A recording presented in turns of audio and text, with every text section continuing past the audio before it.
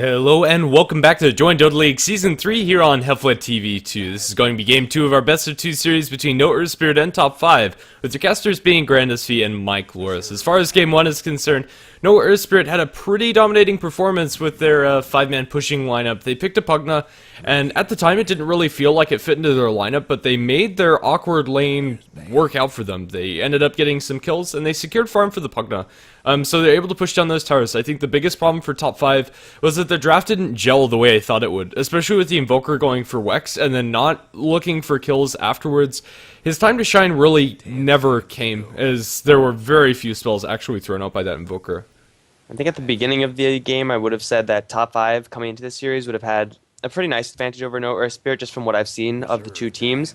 But yeah, I think a lot of what went wrong last game had to go to the Invoker. If there were Sunstrikes, or if there was more damage, or if they had an Invoker in the game at all, it would have been such a different game, because that Invoker, he threw out like a couple of Tornado EMPs, a couple of Deafening Blasts. It's okay, but for an Invoker you expect a lot more, and that was a rather disappointing display of Invoker coming out from Cat, and hopefully he's going to either play a different hero or play a different style of Invoker, because the Wexvoker in that scenario definitely didn't work. Against that Death Ball, it was a good idea on paper, but it just wasn't executed properly.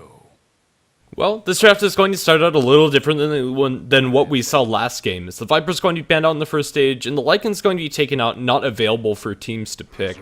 Despite it not being picked up last game, it was available for the teams to choose from, and it won't be this time. Faceless Void banned out, but that's going to leave the Razor for No Earth Spirit to pick up, as that was the second ban coming out from top 5 game 1. And top 5, they are going to snap up a couple heroes that are pretty devastating in their own right. Death Prophet, plus the Tidehunter. So they're going to have that one again. I don't think this time it's going to be a support Tidehunter. It's definitely a possibility, but I think it's a little bit less so. Death Prophet is going to give top 5 a whole lot of pushing, and it's a hero that matches up decently versus Razor in lane. Most of the time, it's a relatively even one. Yeah, both can spam out the wave pretty similarly with Plasma Field as well as Crypt Swarm, and Death Prophet being a fairly long-range hero is not going to be caught up at that link very often, and she's fairly quick when she gets her boots and some points up into Witchcraft, so Razor's not able to chase her down very effectively. So yeah, more or less just an even lane. Both heroes can get a decent amount out of it, and I think Death Prophet is going to be happier with that trade, as Razor really wants to be dominating this lane or coming out ahead in some form or fashion. I think Death Prophet will be able to transition better without the huge amount of lead in farm, and those extra levels will be very useful on her. No Earth Spirit, they have pretty much the pick of whatever support they want to go for, or we could see a Brewmaster again, although they do have one silence coming out from the Death Prophet. It's not as reliable as your Skyreth Mage silence, as it's not instant, and it can be missed. Yeah, Death Prophet's silence is just a little bit too slow as far as completely shutting down the Brewmaster. However, if she has a little bit of setup in a Cyclone or something like that, or a stun from any other hero, then the silence is definitely going to be very useful. Regardless, I think the Brewmaster is good enough so that they could go for him, but it looks like instead they have different plans. No Earth Spirit, they're going to go for a Skywrath Mage and try to make that hero work, and they're going to respect ban that Pugna. Yeah, Pugna Death Prophet, it's a dangerous combination, those two. They push down towers really, really quickly, really frighteningly so, and a little bit too much for No Earth Spirit to deal with. So he's going to get the boot. And it looks like top 5, they're actually going to ban out the Sand King. I mean, it's a possibility for support heroes, but usually he's left in the pool because there are higher priorities. Yeah, I would say that Earthshaker and Skyreth Mage are probably... Or, whoa, not Skyreth Mage, Shadow Shaman, excuse me, are probably the scarier supports. This time, it is going to be top 5 with a ban as well as the first pick, so they could snag one of those supports and then ban the other one out, so no Earth Spirit don't have that available, and I expect the Shadow Shaman to be picked up here, and there you go, top 5 get that into their lineup, and their push is going to be very scary. They have a lot of teamfight control, going out from the Ravage as well as the Shadow Shaman, single target disables and shackles and hex, and then transitioning into towers with Exorcism as well as Serp Wards is very easy. And No Earth Spirit, it's hard to actually answer that without any form of really dominant initiation. They need initiation to start the fight before top 5 get set up and with their Exorcism, as well as their Serpent Wards. And right now they don't really have it. Nature's Prophet is okay for different kinds of initiation, but not initiating into 5 people. That's just not a good way to do it. Something like a Clockwork would be a good pickup for No Earth Spirit, or they could even go for a little bit of a Stranger pick and go for the Storm Spirit, or they could just pick up a Tinker and then just have that hero to kind of out-push or out-counter push the top 5 lineup. Yeah, with Nature's Prophet and Tinker on the same team, it's very hard to actually get anything out of that map. But then again, they're not the greatest in a 5-on-5 engagement. You do have Tinker with his March Machines, it's very useful. But until he gets his items online, he's not going to be contributing that much. Counter push, of course, but not in a huge 5-on-5 engagement. When you have a Tidehunter blinking in with Ravage, as well as Exorcism, and Serpent Ward's working on him as well.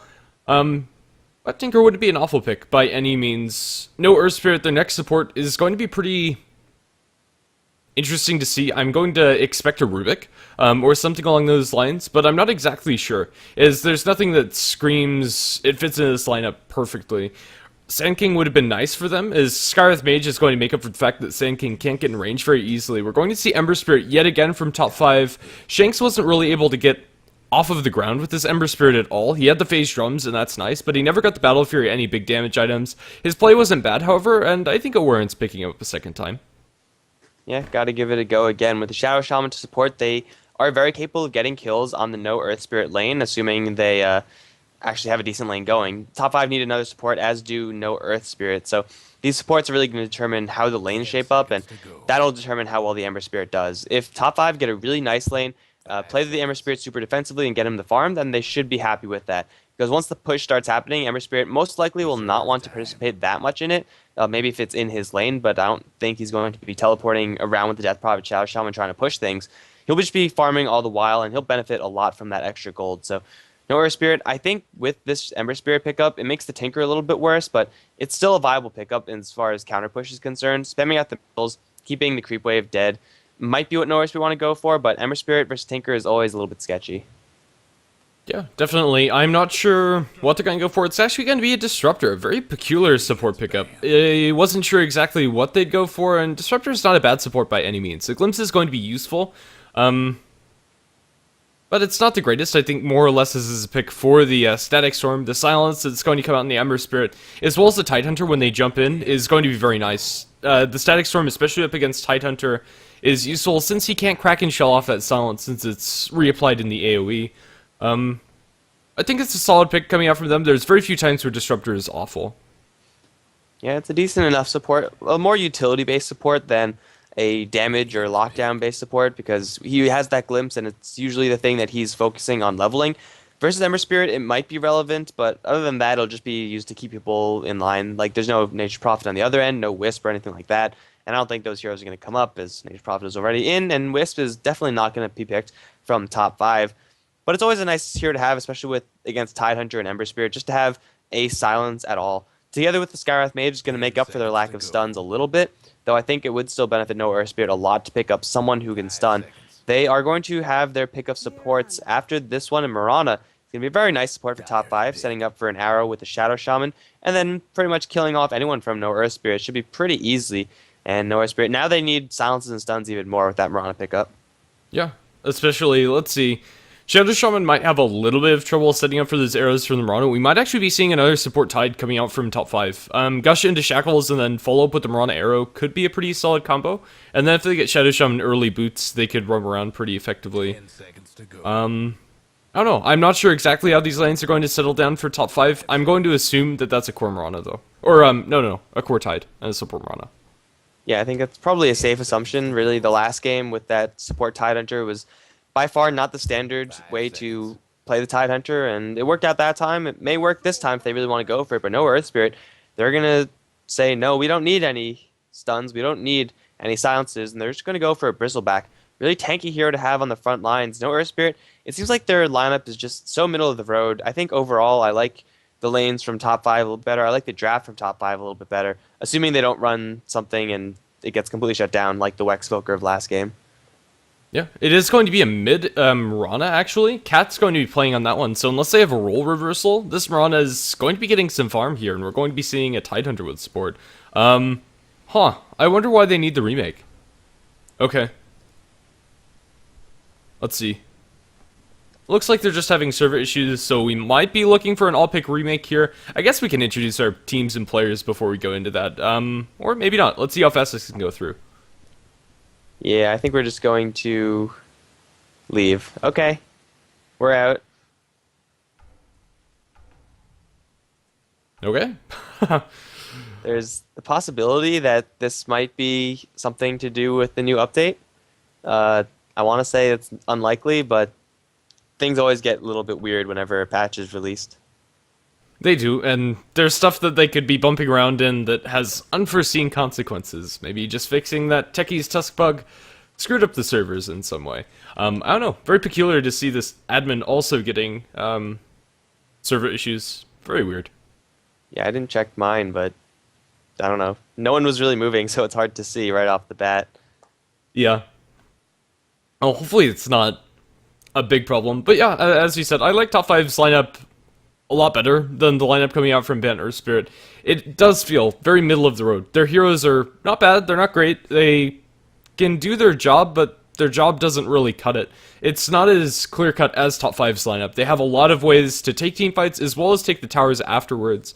And their lanes are pretty solid as well. The Amber Spirit, although he doesn't contribute much in the mid-game while they're pushing, early game he'll have the damage as well as the Searing Chains coming out to help get some kills, but more than anything, he's just going to use that time to accelerate his farm, and then you're going to see an Ember Spirit late game that can actually do something once you get some basic items up. Probably Phase Drums, Battle Fury, maybe a little bit of deviation from that, but that's presumed. Still waiting on one hero from Ban, or one player from Ban Earth Spirit to jump into the lobby, and then we should be underway. And Ban Earth's lineup is just so reliant on taking a run and gun fight with the Bristleback and the Razor that they really can't stand and fight very well if they're going to be facing down a Ravage and Exorcism and all those really nice AoE team fight spells that are going to be coming out from top 5. So it's going to be Ban Earth that have to take a nice lead early in order to be able to defend later on. And with their support picks, it's going to be hard to do. Disruptor, Scarith Mage, it's possible to get kills, but it's difficult because the lockdown really isn't there again for No Earth Spirit. So it's going to be a question of can they do anything early on. It's going to be another one of those games. Yep. I mean, they were able to do it last game, and I thought Top 5 had a better lineup, so I don't know, maybe it actually doesn't matter, and we'll just see Bennett or Spirit outplaying Top 5 and just having really solid plays, because if they do get off to an early start, that changes things a little bit. Alright, well, where the hell is No Earth Spirit? Soyeon got left behind? Yep, fan of Soyeon, not in the lobby. Was he the one that was having routing issues? I think so. It was purple, I want to say. I don't know. I didn't really check. Let me see. It's already been 2 minutes in the lobby, so I actually can't see. Damn it. Yeah. Time travel. Too difficult. It really is. We need to make a time machine for a space base. We can go back and see who disconnected. Hey, it is Fan of Soyeon back into the game. Welcome back, Fan of Soyeon, but for sure the moon base is going to have a time machine. Would have been a no-brainer, I think. I think so. We can get, like, really famous stand-ins for our polka band. We can get really awesome musicians. I'm not sure who we'd have. I can't name a single famous musician that would be able to contribute to that genre of music. I don't know. Not a We'll have to single find one. some. We'll just go throughout history and look. It'll take a long time, but I'm sure we'll find maybe some. Or we'll just kidnap Mozart and make him adapt his style of music. We'll teach Mozart polka. He'll love it. That won't mess with the time stream at all. No, Sounds absolutely safe. not. We'll introduce polka like 500 years too early. Well, into the game 2 we go. This is going to be the remake. And, well, we'll start as soon as everybody loads in. It looks like we might be having some network issues with those players. Let me check. Oh, dear. Glacius has, like, a billion ping. He's Like not how much? connecting to the server. He's there. He's there. Let's see. You- Did it you get lied. any... His ping is still, like, 1200. There we go. It's I still know. not great, like you. That didn't work. Okay, The ping's still Well. like 300. third time's the charm. Here we go. One more time. Okay.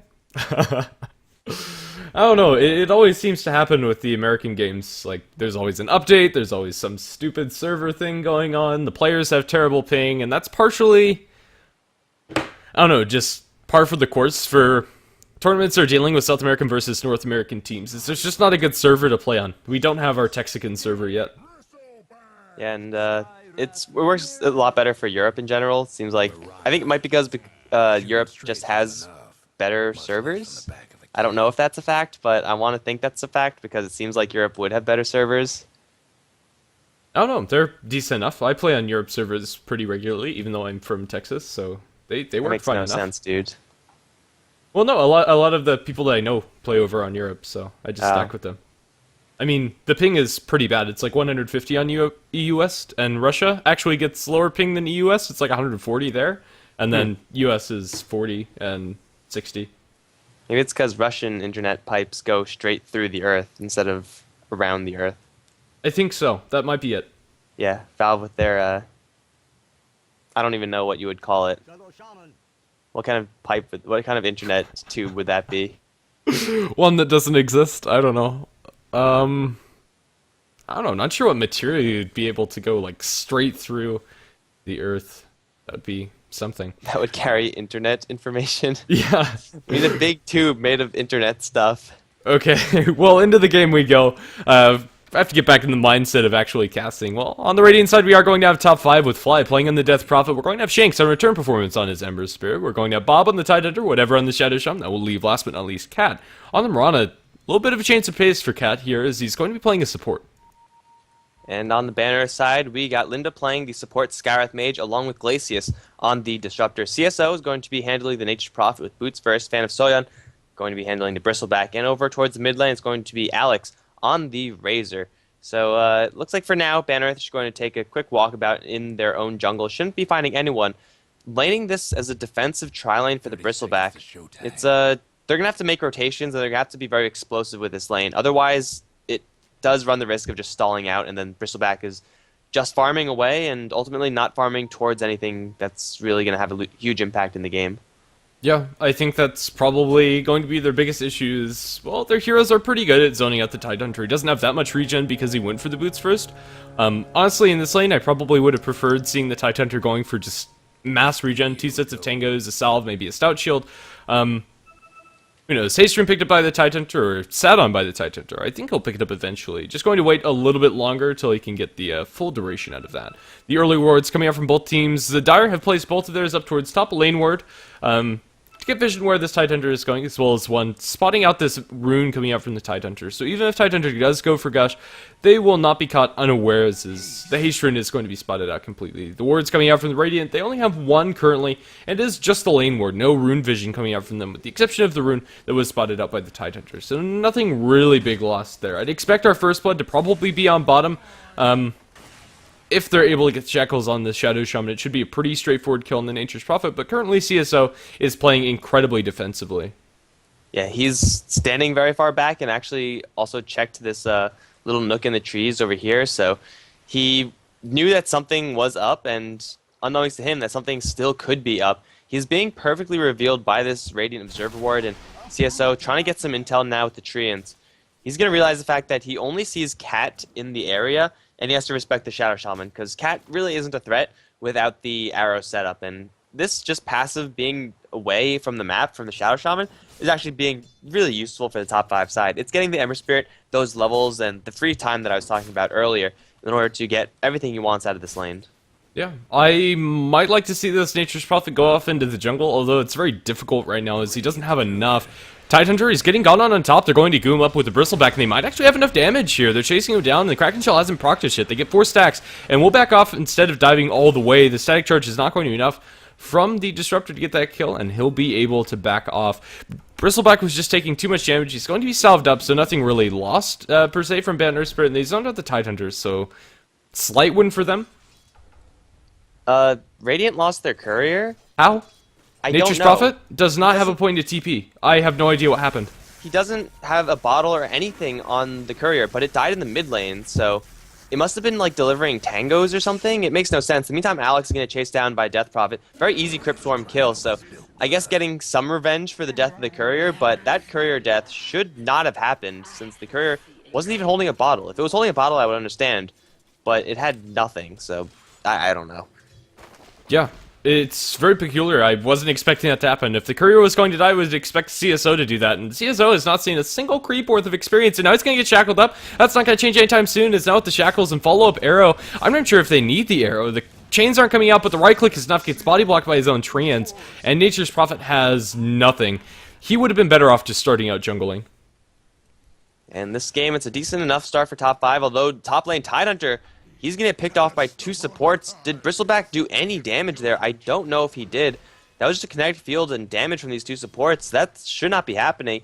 Then Earth, they get a courier kill and 1 kill. They do drop first blood, which isn't the best, but ultimately I think with the courier kill, it does make it fairly even, because top 5's Fly is suffering a little bit in the mid lane without that bottle available to him. Yeah, he is going to have 1,200 gold, and in 30 seconds he'll be able to pick up his boots bottle, and maybe a little bit more on top of that.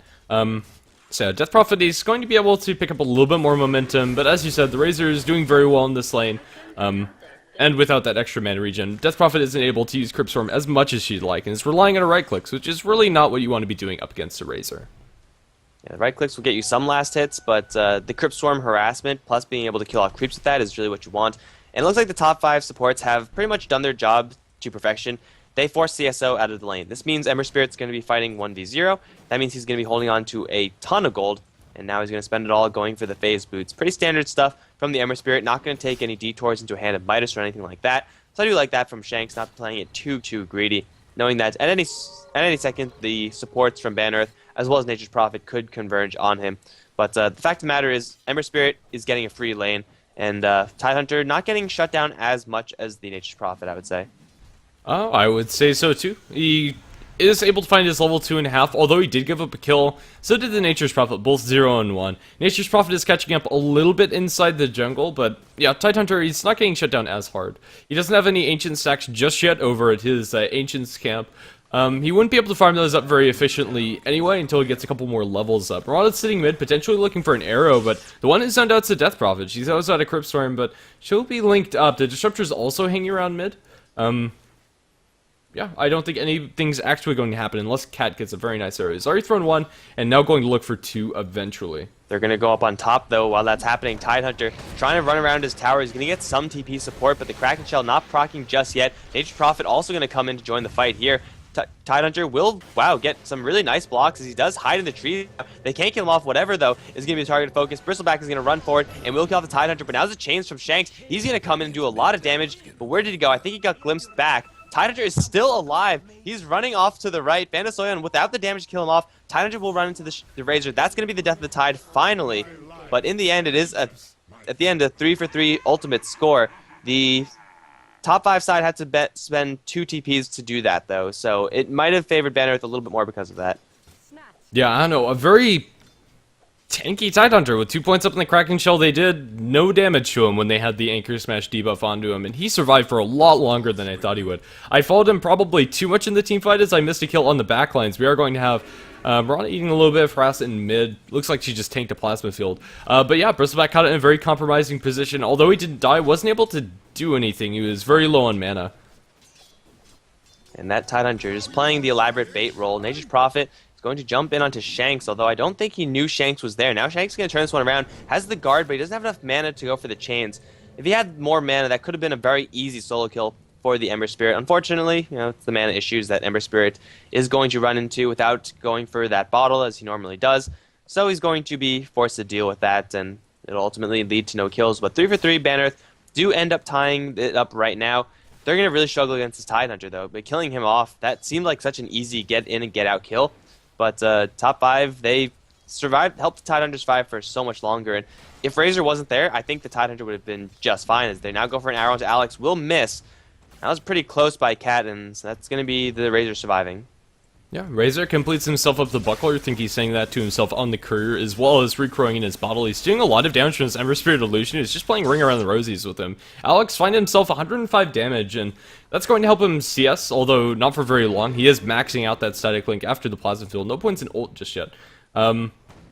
Yeah, Rana, she hasn't been able to catch with those arrows very much. In fact, I don't think she's actually hit one. It's up in top. They're going to go for the Tidehunter. The kinetic field's not going to be on Mark, but he's slowed up. Now Silence. They don't have a lot of mana to really goo him up. He is going to crack and shell off a little bit of that, and I think he's going to fall stick charges. Will they save him? They're not going to be able to dive, and yet again, Tidehunter going to survive with very low HP. No fan of Soyan under tower! Arrow sniped out by Cat, and that's going to be the kill on the Bristleback. They dove that Tidehunter too much, and nice arrow coming out from Cat. And also a crucial mistake by the Disruptor. He was attacking the Tidehunter from this, jukeable tree area to the right of the lane. He had a glimpse, and he could have dropped it very early, and the Tidehunter would have gone down for sure. That would have been such an easy kill for them.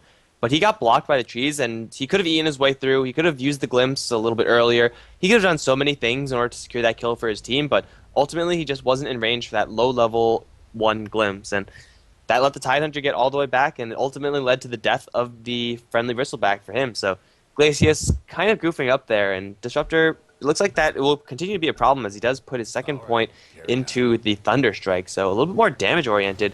Kind of uncommon to see that, but it's not too terrible if you are going to be super aggressive. Yeah, I don't know. I still like seeing Glimpse. I think it's a lot more useful than that little bit of extra damage. I think the value point's enough to get vision in mid. They're looking for an arrow. It's going to land straight onto Alex, and now the Curse Thorn to follow up. Very easy kill for Fly, and he's now on a killing spree. 3-0-0 on this Death Prophet, as well as 1,000 gold. This Death Prophet's going to be pretty scary. She gets her phase boots, and also, she had phase boots and Staff of Wizardry. Wow, okay. I was like, Death Prophet doesn't actually have that much, but no, suddenly she has a lot. Level 1 Exorcism as well, and with Razor down, she could pop it on this tower, not bring it down, but bring it down to a pretty low amount of health. But Fly looks like he will use it now. Okay, there it is, and the fortification instantly responds. Tidehunter up on top, has a Ravage this time, so if things get really hairy, he will survive, although he's silenced up. He does have a Ravage, and he's going to pop it. The Arcane Bolt will kill him off, though. Here comes Shanks, going to try to 1v4. Awfully bold of this hero. Can he do it? He's going to take out one, but that's going to be it. I mean, he just manned up, and it's sometimes okay to man up like that, but that wasn't one of those times. It really wasn't. I think the biggest mistake that he had there was that he didn't have a Remnant back. If he had a Remnant, I think he could have gotten out of there after killing off the Skywrath Mage, or maybe if he dropped all of his Remnants, he could have gotten the Nature's Prophet as well, but in the end, it's CSO picking up the double kill after Ember Spirit just kind of running into 4 heroes. Ill-advised. It was a nice Ravage, but without any follow-up, probably should have just died without throwing it out. Arcane Bolt also did a lot more damage than I really thought. That's a level 3 skill for the Skywrath Mage, so he's getting quite a bit of damage up online. And, well, crucially for top 5, their supports actually haven't been doing much rotation at all. Whatever rotated top once and was instantly killed off, Mirana's been camping out in the mid lane and occasionally went to the top, but Shadow Shaman has been left alone because the Ember Spirit has been roaming around and, well, dying, but the Shadow Shaman's heading on to his level 6 mark, and I think it's really nice to see teams trying to get a little bit more experience for their support, especially when it's Shadow Shaman, as Linda gets tagged with an arrow. Cat, gonna put a little bit of damage to the Skywrath, and here comes the Ember Spirit chains, and the guard. The chains are gonna land. There is the kill on the Skywrath Mage. The Razor is in the area, gonna drain out a little bit of damage from Shanks, but he doesn't have enough lockdown to actually slow the Ember Spirit down enough to whip him, and that's going to be an easy kill for top 5. Cat setting up the 4th kill of the Mirana's game with that arrow. Pretty good accuracy from this Mirana so far. Yeah, they've really been on point. I kind of wish they put Cat onto a hero like the Mirana last game instead of on the Invoker. He's been able to do a lot more with this Mirana. Yeah, it's been good. He's going to finish himself up an urn as the Disruptor also picks up one for his team. So both teams are going to have that little bit of extra heal as Disruptor might be running into a Mirana. Cat does not have a lot of mana and no backup. So we're not going to see an attempt on that arrow on Glacius. Just going to bump into each other and then back off. With the Nature's Prophet with potential for support, you don't want to be going 1v1 against an enemy support, especially since I think Disruptor would just win that straight up. He does have his ultimate, and Mirana, she doesn't have any points in Starstorm, so there's no guaranteed damage there, so she will back off for now, though Glacius is still camping around the mid lane. They will catch the Nature's Prophet teleporting in. Shanks with one Sleight of Fist and Chains, looking for an opening perhaps. They're going to deploy the Serpent Wards now and ban Earth. Don't really think there's much they could do to defend this. They're going to stick the Treants on the Serpent Wards, but they're focusing down the tower. Arrow from the side will catch onto Glacius. Is there initiation off of this? With Thanasoyon teleporting in, looks like the answer is no. Radiant's top tower's in bad shape. Yeah, Shadow Shaman actually gets the last hit on the tower there after they were focusing him down. I thought they would be able to get the deny there, but still, surfboards, despite being farmed up, are going to be worthwhile for whatever to drop because they got that extra bit of gold. The arrow from Rana, although it didn't net them a kill, was enough to draw their attention away and allow them to get that tower. We do have a group up coming out from Ban Earth Spirit as they're pushing down bottom with CSO, Phantom Swain, as well as Glacius. It's not the fastest push. They don't have the greatest levels up into Call of the Wild, or not Call of the Wild, Nature's Call, there we go. CSO, he's actually favoring the teleport here this game.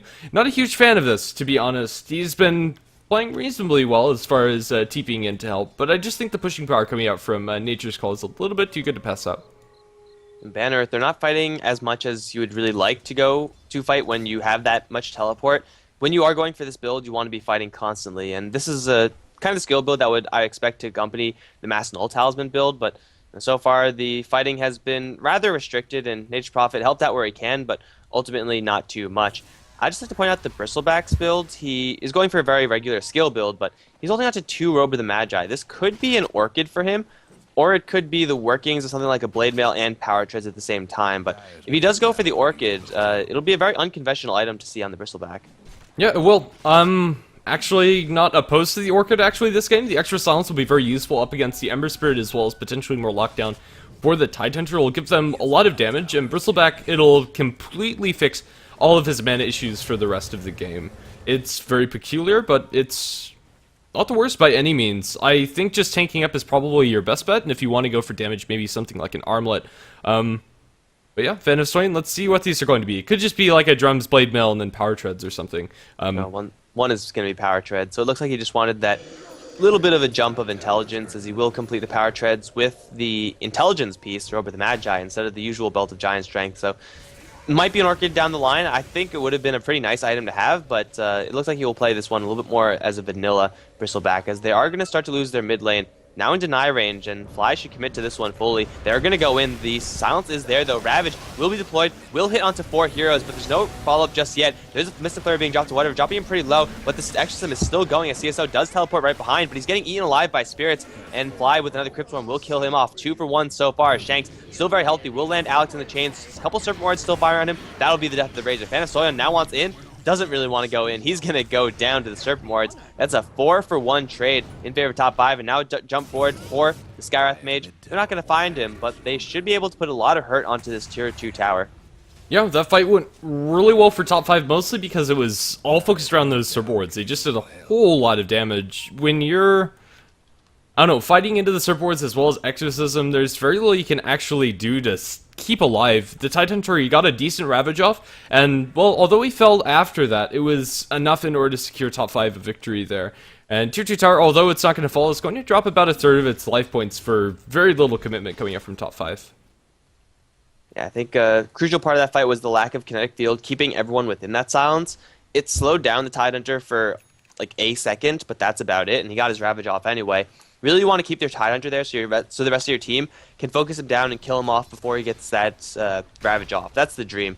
But that's not going to be happening because now the Tidehunter has a Blink Dagger off of that fight, as does the Shadow Shaman. So super mobility, super initiation coming out from the top 5 side. They'll have Exorcism soon enough, but it looks like they will be facing down an enemy team with an Aegis and Roshan advantage. So I don't think top 5 are going to smell this one out unless Cat throws a random arrow, which he won't. So this will be a free Roshan for Ban Earth. Will help them a lot in the upcoming fights.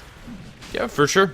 Roshan is fairly easy when you have a Bristleback on your side. The minus armor for useful Razor is going to secure that one, as well as the mechanism. This Razor isn't ridiculously farmed, but he has enough to be an impact in these fights as they get a glimpse back on the Marauder. They commit the Stag Storm, and Cat is going to fall because of it. Stag Storm, not the longest cooldown, and they'll find themselves to pick up on top of that Roshan. They're going to lose the tier 1 tower up and top to Fly, as well as the Tidehunter. Well, they're actually going to glyph this. They don't have TPs to get back up there quick enough, and they're not going to fully commit, just delaying as much as possible while they push down the tier 1 tower of their own in mid. Serpent Wards are available, and Shanks has a little bit of a double damage rune left, so he'll get a lot of damage at everyone, but now everyone's going to converge upon him. Now he's going to get silenced up. Shanks, really, really poorly timed Sleight of Fist there. Caught so many targets, but sometimes that's not a good thing. Fortification now for the Radiance tier 1 mid tower, as Fly does come with the Crypt Storm. Cat's here as well, going to lead the Moonlight Shadow, but a glimpse back from the Death Prophet, and she's going to be right back up on top lane with the Shadow Shaman. That's going to be a free tower for Ban Earth, as the Treants going to try to fight each other. They're going to deny one of them, they're the ones going to die. But the Ember Spirit, Sleight of Fist is sometimes just a really dangerous skill. It really is. They were too clumped up, and then he caught everybody, and then they were able to surround him, silence him. Pretty straightforward kill in the Ember Spirit. Usually not something we see very often. A very aggressive DP coming up from them is going to be punished. But yeah, so the tower trade is going to be in the favor of Banner Spirit. Even in a vacuum, that mid-tier 1 tower is more important than the tier 1 tower up safe lane, although they might be able to find a pick off on CSO with the Blink Dagger on whatever it looks like they will. They're going to drop the Serp Wards for this, and now Shackle in place. Not sure if those Serp Wards were necessary, but will secure the kill at the very least. They bring in the Bristleback, and we'll farm up these Serp Wards. They're out of range of the tower, which is unfortunate. They're going to use up the Bristleback, and into the arrow, beautifully comboed by them. They might be able to find Fan of Soin as well. Those Serp Wards were not worth the farm. Oh, will the right clicks be there? No, it won't. The Scarlet Mage ulti pretty much completely misses, but Bristleback, a good ability for dodging those extra bits of damage. The Ravage onto the backlines. Didn't see where that landed. It is going to land on a decent amount of heroes as Glacius is bobbed down by the Tidehunter. I don't think it's going to be enough. The Kinetic Field is going to save him. Silence on the Fly. The arrow is going to split the wickets here. As Fly is going to be forced back. Exorcism available, but can't actually use it very effectively. He's too low HP. Cat going to be glimpsed back into the rest of the enemy team, and top 5 looks like they just stuck around too much in H Prophet ultimate. Going to bounce to Rana, but Death Prophet not in vision. Tidehunter is also going to take a decent amount, and he'll TP out safely. Yeah, that was a very awkward move by top 5. Nice arrow. They picked off the Bristleback as well as the Skywrath Mage, so I suppose it's okay for them. And that Bristleback, if they just took top 5, just the 1 or 2 seconds to move in front of the Bristleback and throw the Crypt Storm, that would have been the kill. Because that 40% damage reduction just gave him enough survivability to escape from that. That's what Bristleback does. If you attack him from his back, he will probably make you regret it. And in that situation, it definitely happened. So, Banner, they defend their tower. Even though Serpent Wards were deployed, Exorcism is still up for top 5, so they will be set back a little bit because of that, but they just show that they can initiate onto pretty much anyone they want and probably kill them off, especially if it's the a softer heroes like the Nature's Prophet or Disruptor or something like that. Razor's going to be a little more difficult, Bristleback's going to be a little more difficult, but I still think with the Blink Daggers that top 5 have and the damage that they're putting out, they'll be able to kill off pretty much whoever they want, assuming it's a single hero out alone. So Banner, they have to be very cautiously positioned moving forward, and well, they're going to go as a group down bottom lane. That's a great way to go, and it should be a pretty easy tower here. Shanks is around, but I think he's going to think twice before he slides a fist again. Yep, and he'll just straight up back off. He's not even going to attempt to defense right now, but they do have the Blink Dagger and Tidehunter. It is spotted out by Nature's Prophet Trin, and it will cancel that Blink Dagger. So no Blink Ravage available, and he's going to blink defensively. Tier 1 tower going to be given up without a fight coming out from top 5. And, well, this push is going to continue. They don't have an Aghanim Scepter, and not even close to it on the Razor as he backs off for drums. This push is still going to be pretty solid coming up from them, as they do have the Aegis available. We do have the Tidehunter waiting the wings. He's not going to be spotted out and defensively blinks away. He's not going to go for the aggressive Ravage. So the creeps are going to die after the Crypt Swarm spam. It's not enough so far. We have Miranda looking for an arrow potentially out of the north side. The fight's going to break out in Shanks before, however, the Scarlet Mage ulti completely whiffs. Silence comes out. He'll be glimpsed back to the backlines, and Shanks is going to fall. He's in range of the Sentry Road, so Miranda ultimate not going to save him. This tier 2 tower probably going to fall suit. Fly is still inbound, going to throw out a couple of Crypt Swarms, but that's only going to delay this push. Arrow to Fly is going to land onto Fan of Soin, but they don't have follow-up for that. The Crypt Swarm lands on 2 heroes, but this tower is just going to be tanked up. Oh, leap away from Cat down to the low ground. They don't have a glimpse available. He is silenced up. There's the Ravage going to land on a lot of heroes. They're going to be able to get Glacius. He drops Silence, however, onto the Tidehunter, held in there by the Kinetic Field, doesn't do a whole lot of anything. Double kill goes away at Fly, and now he's going to focus onto Alex. He's trying to chase down, but with the Link stealing a lot of damage, he's going to be forced to Eul Scepter up in the air. He will fall. Aegis down from the Razor, but the Ice Storm is still persisting. The Tidehunter's falling very low. Fan of Soin going to be able to pop him down. Now the Goo going the way of Cat. Leap coming off for cooldown 1 second. It won't be enough, as the Quills are going to be enough damage. Double kill for Fan of Soin. Tier 2 tower going the way, and I think 4 for 2 is the kills trade. Ember Spirit, you better just not use Sleight of Fist again, because that Sleight of Fist got him killed for the second time. He used it thinking he was safe that time, but no, he was silenced because Scarlet Mage just walked up while the Ember Spirit was doing his thing, and he just couldn't get away in time. So Banner ultimately taking a really nice fight off of that one, and top 5 just with a couple questionable plays. They're going to jump forward versus CSO with the Fire Spirit. That's going to kill off the Nature's Prophet. I don't think they can kill anyone else, but they do get someone, which is really nice. If top 5 had the Ember Spirit during that fight, that would have been huge, because the Ember Spirit would have pretty much completed one of his swords and would have been halfway to his second, so his Battle Fury would have been a lot closer, but Shanks kind of playing this Ember Spirit really fast and loose, and you can't really afford to do that when you're facing down so many silences. Yeah, Fan of Soin is going to go for the more conventional and more boring choice in the Blade Mail. So Double War of the Magi, a little bit of hype for nothing, as we're hoping that was an Orchid. But either way, it is going to be Bristleback. He's fairly tanky. The extra armor is going to be very useful.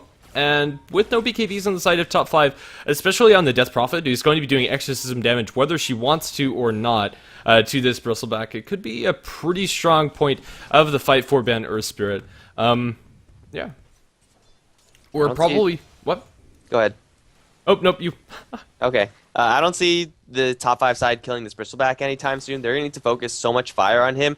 Maybe if they get in front of him after a Hex or something like that, they could kill him off, but that's going to require a lot of setup from top 5, and Bristleback is going to punish them with not only the Blade Mail, but he's probably also going to be the recipient of the Mjolnir Static Charge, which is now picked up on the Nature's Prophet. So focusing this Bristleback is going to result in a lot of damage towards your team. Not focusing him in is probably going to result into even more damage towards your team. So pick your poison, top 5. This Bristleback is going to be a huge thorn in their sides, and really with the Bristleback being this dangerous, there's not much you could do about him except for throw him up into the air and ignore him, which is a viable way to go, but with only one Yule Cyclone, they will not get too far with that strategy. Yeah. They can hex him up and hope to delay his war charges well. They have decent ways of controlling him up. But yeah, it's not enough by any means. They can't focus him down. They just kind of have to disable him and leave him on the sidelines. Razor and company get the tier 1 tower up in top lane, and now we're going to look to this tier 2 tower. Top 5 are nowhere to be found as they're pushing into a tier 2 of their own. With Exorcism timing out, it's not going to be the fastest push by any means, but I think they're going to be able to get it, as it doesn't look like Ban Earth Spirit are going to make a wholehearted defense, as CSO is the only one standing here. Serpent Wards are deployed, and it looks like it will be a tier 2, or a tier 1 and a tier 2 for 2 tier 2s. Though it looks like top 5, they're going to have to make a defense because Ban Earth, they're not stopping. Pushing power from Ban Earth, not too high without the Nature's Prophet, but now he comes, and Ravage is being set up. Blink Ravage is available. We'll hit onto all 5, but he does get dusted, so no more secrets anymore. Does pop the Ravage. Going to catch 4 regardless. Very nice Ravage done, and they're going to try to focus down Fan of Soyon, but again, it's difficult to kill him off. Now the Wrath of Nature bouncing through. Will kill off the Tidehunter. The Mystic Flare will try to go for Shanks, it seems, but it will not result in anything as whatever jumps forward for another shock. CSO standing his ground for whatever reason. Now Alex getting caught with the chains. Fan of Soyon just bailing. Ban Earth, they stuck around for way too long. That Ravage, it could have been, perfectly in the middle of everyone, but catching 4 is still not too terrible. Yeah, I would say so. Usually if you catch 4 people in your Ravage, unless you're ridiculously far behind, it's going to be one team fight for you. And Ban Earth Spirit, they didn't back off fast enough. They tried to still kind of commit. They healed up with the mechanism, which was okay, but nobody was really in fighting shape. Fly now picks up his Bloodstone. I'm still not sold on the Bloodstone on Death Prophet. It used to be a really popular build, then it faded off in favor of more cost-effective items, and now it's kind of seeing a bit of a resurgence. Bloodstone is nice, gives you a decent amount of tank, but if you don't get the charges, you're paying a lot of money for an item that does very little. And the regeneration from Yule Scepter is usually decent enough to cast all your spells really effectively. The Bloodstone regeneration, usually not going to be too relevant in games, but who knows, he might get a lot of just general survivability off of the pure HP it offers, as he does get chased down now by Fan of Soyon. He's got to watch out for the Nature's Prophet teleportation in, but that's not going to happen for another 5 seconds. Fly pops a Haste Rune and will book it. Looks like the Death Prophet will be fine, although Wrath of Nature will bring her down a little bit lower. The Bloodstone helping her out in that scenario, and here comes Nature's Prophet, wants to teleport in for Fly, but Fly is already running off to the north. If he gets sprouted, this could be a very easy kill on Death Prophet. She has the Yules, but that's about it, and now she's silenced up. She will throw herself up into the air for a little bit, but she's going to land right into a pile of heroes. She will commit suicide on landing, so I guess it's something, but it's already the Bloodstone losing charges. Yeah, that's down to 5 for the Death Prophet. That's not how you want your Bloodstone to start off. Usually, Bloodstone is a very interesting item as far as timing is concerned. Once you get it, you want to win a team fight, no matter what situation you're in, because it's just so important to keep those charges up. Now with 5, Death Prophet's well on her way to getting a soul booster again. Roshan going to be attempted by Ban Earth Spirit, as we have a disconnect coming out from the Bristleback, which is unfortunate. As soon as he gets back into this game, it should be a pretty straightforward Roshan for them, as the Tidehunter is not really close enough. They could make a pretty fast rotation over the Roshan pit to contest this, but they'd need everyone. Alright, and it looks like this Observer Ward for the Radiant actually did not see Fan of Soyon move in. It might have seen the other heroes move in. I don't really know what angle they went in from, but there's a good chance that Ban Earth are going to be spotted out here. They're not going to have to deal with the Ravage for another 20 seconds, and I think by that time Roshan should be sufficiently low, especially once the Nasal Goo starts stacking up. But top 5, yeah, they definitely know about it now that Alex walks in. This could be a very nice fight for top 5, as Arrow's going to open up on a CSO, dropping him very low to start. Kinetic Field is there, and 2 on the chains. Going to bring down the two supports of Ban Earth before this fight even gets going. Fly with the Exorcism is going to be committed. He gets Hex onto Alex. Can bring him down. Ravage only on 2-3. That will be off to the side, but it will catch Alex in the end. It will bring him down. Panasoyon sitting in the middle of everything. Will get hit with an arrow and sitting in the wards, and as well as that Exorcism, he'll be brought down as well. Buyback from the Nature's Prophet. Where's he going to teleport into? Is he even going to teleport in at all? Cat's going to leap forward and try to give the Tidehunter enough movement speed to get the Skywrath with the Gush and Anchor Smash. That's going to be the death of him. Buyback from the Nature's Prophet. He's the only one alive. And this Roshan is now going to be picked up by top 5. They crash the Roshan pit, and they crash it really, really hard. They really do. The Tidehunter Ravage only on 3 was plenty, especially when you have the Exorcism as Serpent Wards down on the ground. Serpent Wards, again, in the middle of the fight, usually you want to be using those on the tower, but with no tier 2 towers really standing, with the exception of the one up top, it doesn't matter all that much. And now they get an Aegis for the Ember Spirit. He's going to be hitting pretty hard. Ember Spirit's finally gotten online, as with the Battle of Fury as well as another 2,500 gold, we're probably looking at the makings of a Daedalus, presumably the Crystal as his next item for Shanks. But last game we weren't able to see this timing for the Ember Spirit. Now he's actually going to be a right-clicking threat. CSO up in top, he's pushing out solo, he's not going to get caught out by an arrow or anything, although if Cat tags him, it could be a pretty easy kill for the Nature's Prophet. Let's see. Eul Scepter into arrow. Oh, Nature's Prophet is probably going to fall. Here's a Grip Storm. It should be enough damage. Will they even need it? Yeah, they'll secure that dominating spree for Fly. And now all of his Bloodstone charges are back in the place where he wants them to be. 11 now, actually getting more than what he bought. And so Death Prophet going to be happy with that. Very good pickup from the Nature's Prophet. Well comboed. And this is going to be a little bit of a delayed dieback from the Nature's Prophet, so he won't have a buyback for another 4 minutes 30. Whereas Tidehunter will have his Ravage ready to go in 50 seconds. Death Prophet will have her ultimate soon enough as well. Top 5, I think it's about time for them to make an aggressive play towards this last tier 2 tower. Although it's very weak, so it's not really going to be a huge amount of commitment either way. They can just jump forward and tap it. I don't think high ground's going to be the objective for top 5 just yet. They still have an Ember Spirit who's farming very comfortably, so they could sit for a little bit and get a couple more items. But once Ravage comes up, I don't see a reason why they shouldn't be going for this, because they also have Aghanim Scepter on Shadow Shaman. His Serpent Wards are going to be hitting like trucks. Could get a little bit stronger down the line, especially since he's going for a Refresher Orb, but there's no reason for them to wait. They should just go down the top lane and try to go high ground, I think. Yeah, Ban Earth Spirit attempted to smoke, but with nobody inbound, it was, I don't know, more or less useless. The tier 2 tower is going to be abandoned by Ban Earth Spirit, as it was so low, the best they could hope for is a deny, and even that is a little too risky for them to go for, and well, top 5, they might just go high ground. They have Ravage, they have Exorcism, they have all the tools that they need, although Ember Spirit does not have his next big damage item. Blinking from Tidehunter finds nobody. Well, Exorcism popped, and now the siege is going to start from top 5. They Crypt Storm down the creep wave, now the Serpent Ward's committed. Ban Earth Spirit need to do something. And how are Ban Earth supposed to initiate on this fight? They have no great ways of initiating. I said that in the draft, and they didn't pick any up. There's a blink forward for a Ravage. Gonna catch 3 again. They're gonna try to focus down the Skywrath, and they will be successful in doing so. Glacius also silenced up. Might get his ultimate off, but at this point, doesn't even matter. They lose the Death Prophet, who's gonna respond pretty quickly, and Shank's now gonna respond. He's gonna get caught with the kinetic field, and he walks right back into it. Can't leap out. Huge misplay by Shanks. They're going to take the tier 3 tower, but now whatever's in a good amount of trouble. There's no true sight, it seems, as Tidehunter trying to escape through the mid lane. Looks like he will be successful in doing so. There's another kinetic field, which will catch him. TP out from the Tidehunter. He's not going to make it. Top 5, they take a tier 3, but they take a really messy fight off of that.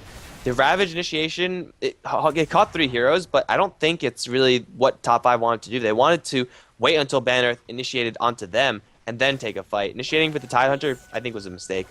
I think so as well. The Disruptor, he could have dropped a Static Storm Kinetic Field, but that's about it, and even that is a pretty lackluster initiation. Ban Earth Spirit couldn't do anything, and Tidehunter ended up doing it for them, as Mirana going to leap forward, but with the Astrian, no, it's not going to save from the Glimpse. Kinetic Field not going to catch her out, and I think she's going to survive here. Cat just too fast for them to chase down. The Goo's going to stack, and the Static Charge is going to do a little bit of damage. Oh, TP in from CSL. They'll be able to snag him.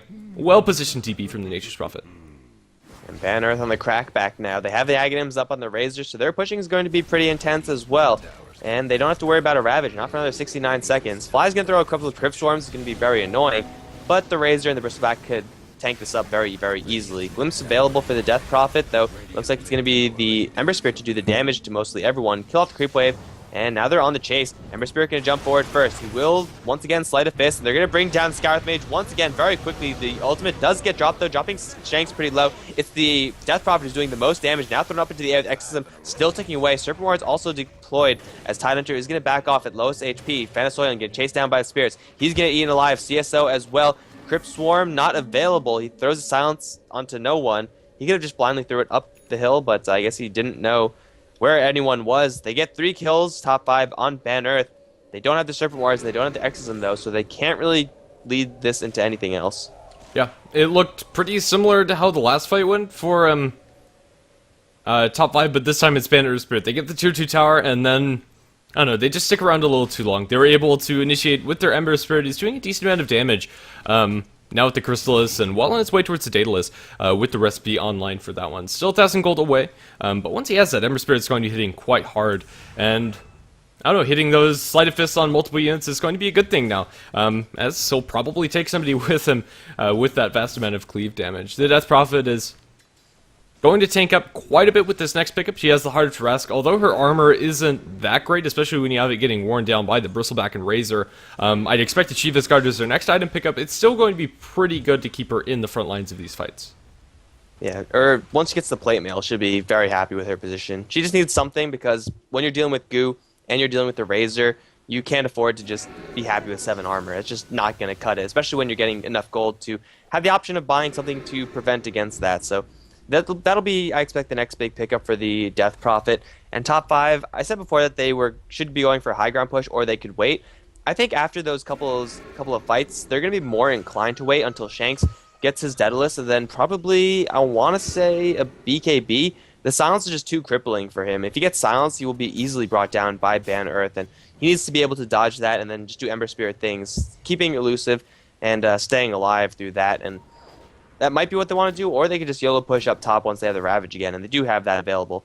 Glacius is getting pretty close to an item that will help him counteract the BKB coming out from the Ember Spirit, so he might decide against it if Glacius gets his Aghanim Scepter after 1 or 2 successful fights for them. He's only about 1,000 gold away from it. But yeah, the Aghanim Scepter ultimate for Disruptor would be very useful up against that Ember Spirit. But then again, really it's the Skyreth Mage that's the scariest one for him, and he'll be able to avoid that very easily. Now I have a Heart on the Bristleback, and now focusing him down is going to get even harder. With Mjolnir charge as well as Blade Mail operating, I just don't think you can touch him. Throw him up in the air and ignore Fan of Swain as much as possible. At least until you pick up a couple more heroes on his side. The siege is going to begin again from top 5, as they do have the Daedalus completed by the Ember Spirit. It is sending him to himself on the Courier, as well as the Plate Mail for Fly, so he's going to rectify his armor deficiency here.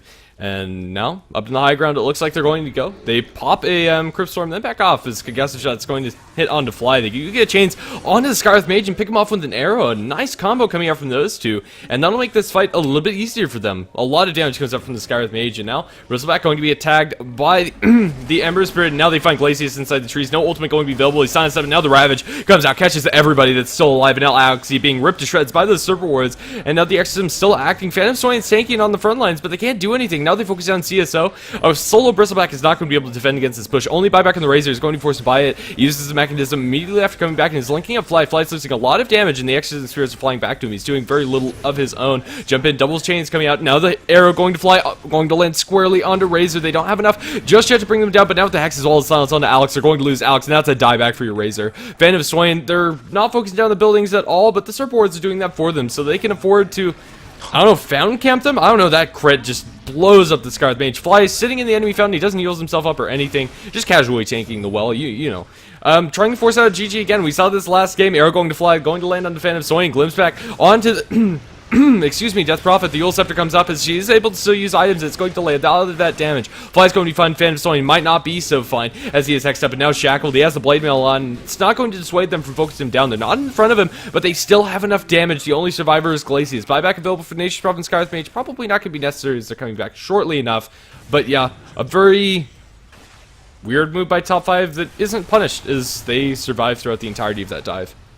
That was another get the hell out of our gameplay. They're going to go in again to the fountain. This is top 5 not willing to want to play the game anymore. They definitely could, and they probably would win, but they just want Ban Earth to leave, because that's what they're doing right now. They're making the ultimate show of BM, and they're just camping the fountain because they can. Like Shanks, I'm pretty sure one shot killed the Skyreth Mage, and Skyreth Mage now running to freedom down south where there are no enemy heroes. Fly's just gonna, dive the fountain with the exorcism available and be just fine. Kiilstofte will save her. Spirit's still working onto Alex, and the damage, it won't be enough. The Serpent Ward's deployed, and the second Serpent Wards are available now with the Refresher Orb complete on the Shadow Shaman.